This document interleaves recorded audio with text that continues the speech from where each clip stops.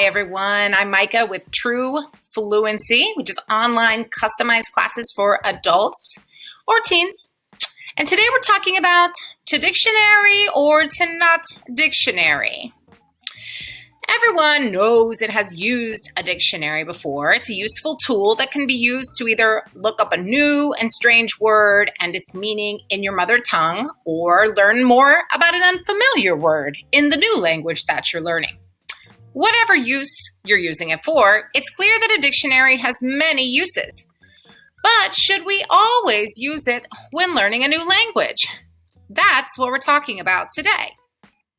A dictionary does have its place when it comes to learning a new language. You can find valuable information such as the definition, if something's feminine, masculine, part of speech, and other information. But if you solely use a dictionary to learn a new language, we want to ask, are we doing more harm or good?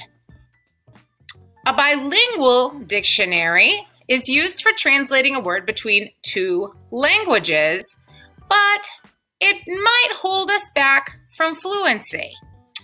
If you run to a dictionary for every new word that you encounter, you might burn out with language learning.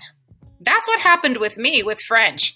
I started to read a book, and every time I didn't know a word, I would look it up.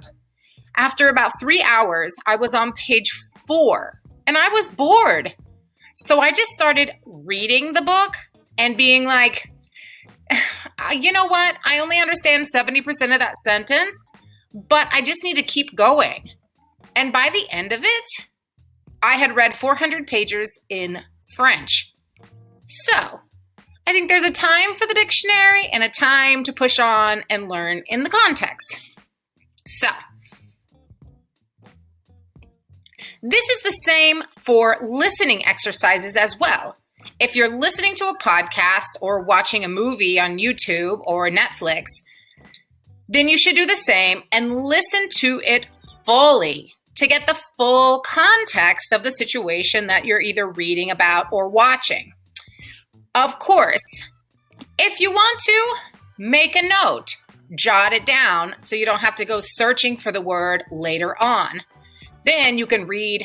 I suggest writing down the whole sentence and maybe even something about what was going on in the show, so that when you read the sentence or the paragraph again later, you'll remember the word in its context, which helps you keep it in your long-term memory.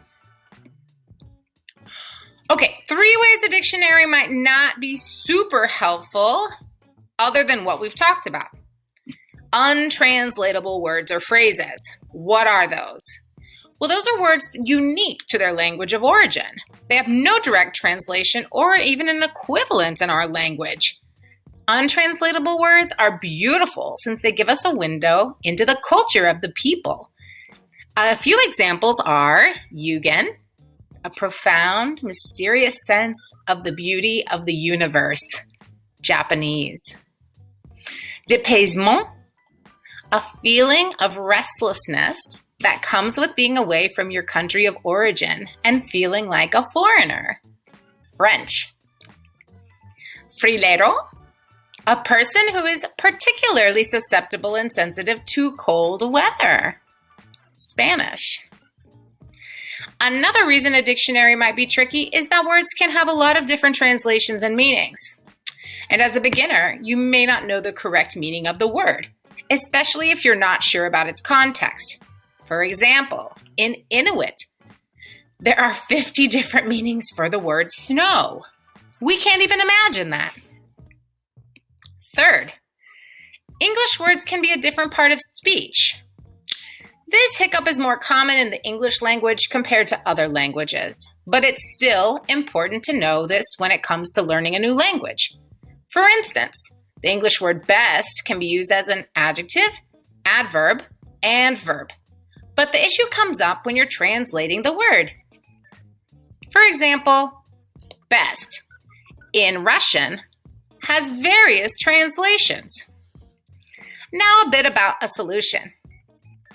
Obviously, a dictionary might not be helpful in some of the situations we've talked about, but we do have a simple solution.